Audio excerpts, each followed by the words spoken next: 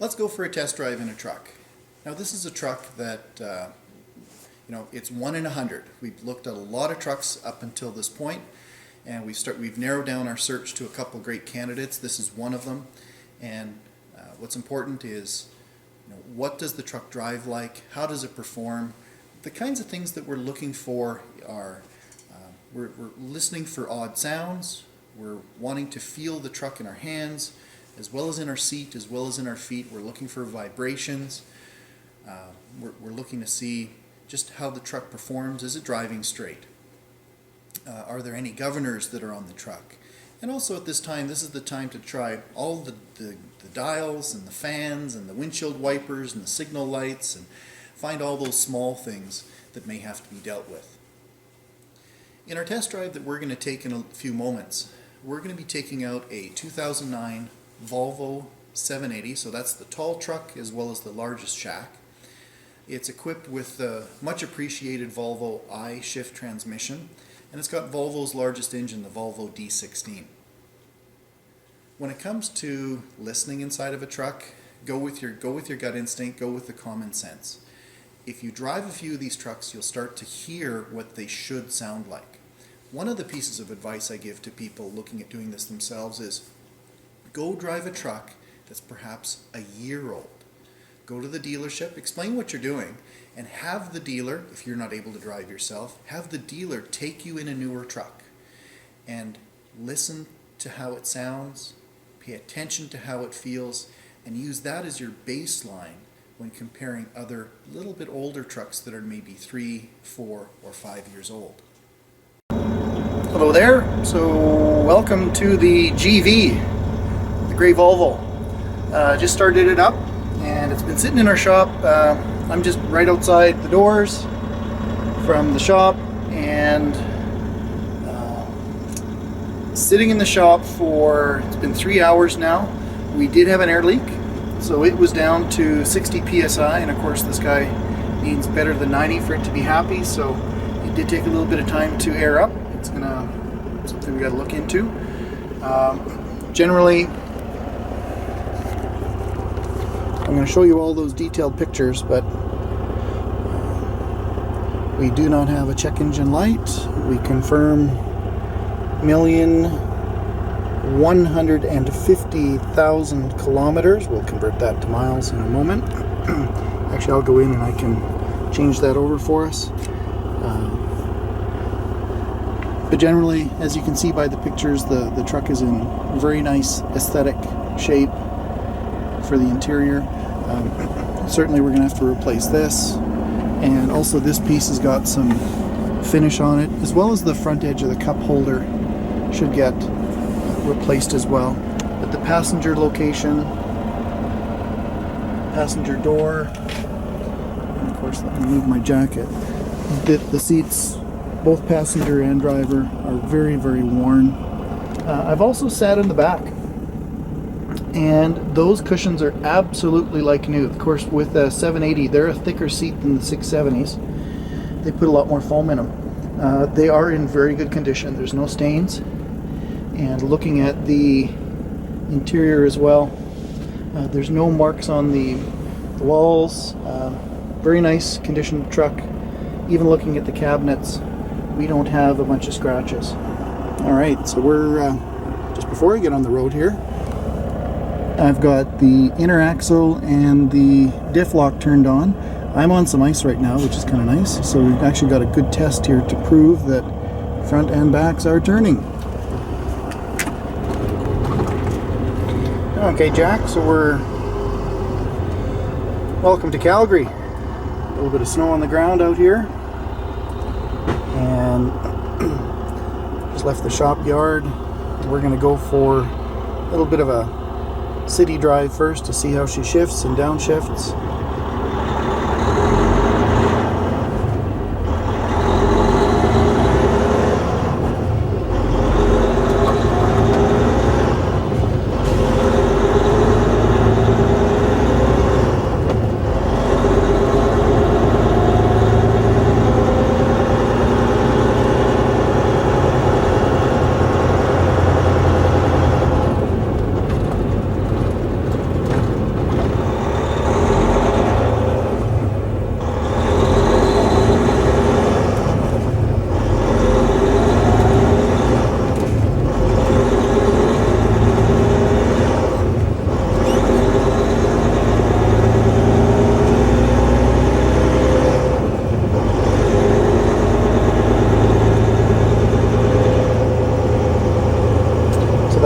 miles an hour. I'm looking for vibrations in the seat, vibrations in the hands. I don't really have anything to speak of. So one thing I'm noticing here, you'll see the steering wheel's a little bit off to the left. There isn't a pull. I've got just really light pressure. There's a bit of crown on the road, but it's pretty well straight. I don't have any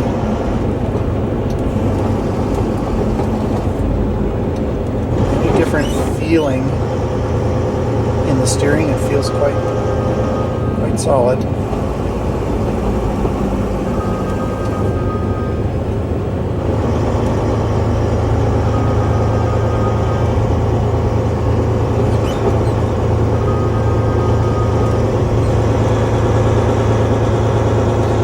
My phone ringing, that's probably my kids wondering why I'm not home. Dad works from home, so I'm usually there when they get off the bus.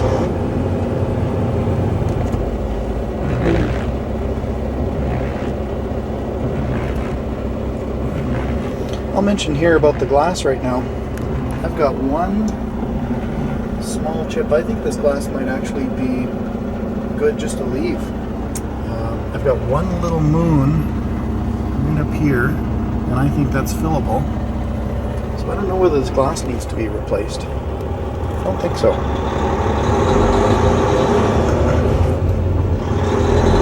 Pressing a little bit harder on the accelerator than I did last time. You'll see the RPMs are going up a little higher. We've skipped all the way to 10. That's a hard acceleration.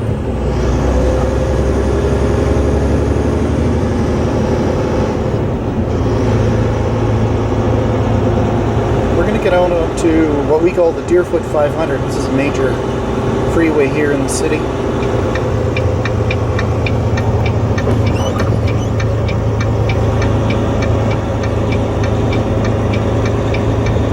There we go. Coast is clear.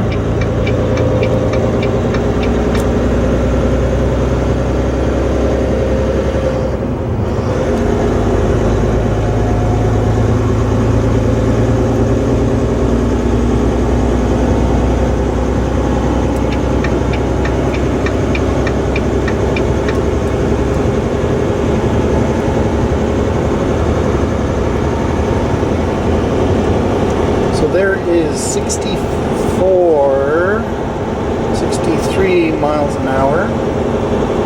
We're running at just over 1,300 RPMs.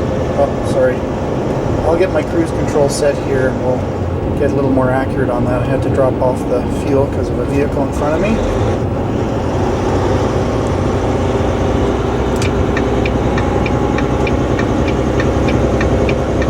Fast lane.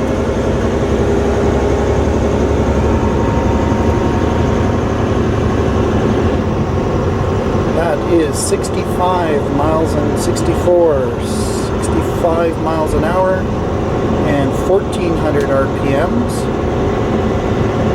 So we'll go down to your 62, which is right there, exactly 100, and we are a touch over 1,300 RPMs. We're not even 13 and a half, we're just past 13.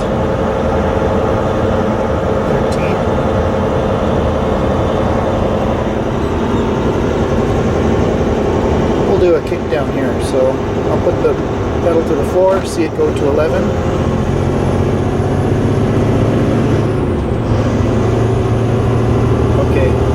D16s are nice. Alright, I gotta slow down. The speed limit here is 80 kilometers an hour. Nobody was behind me, so I could brake hard.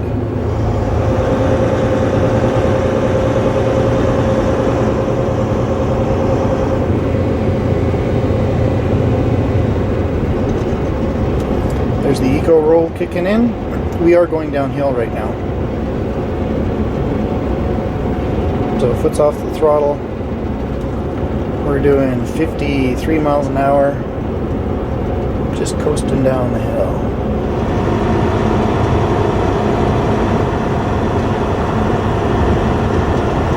So here's a good test now. So looking ahead, this is really, really flat. We've got no change in altitude.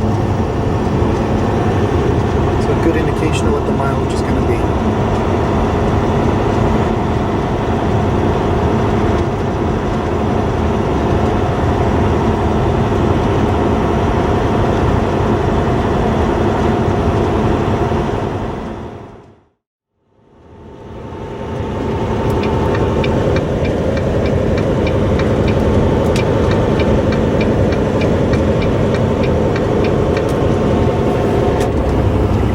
So engine brake on, full position.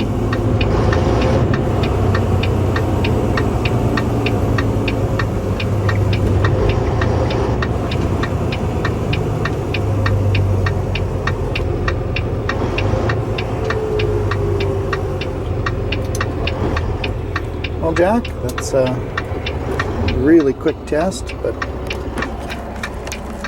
I'm gonna head back home now.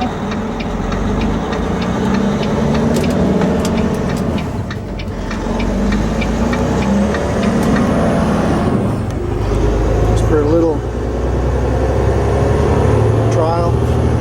I've got the foot to the floor. Let's see if they do have a governor on this one as to where it's shutting down our speed.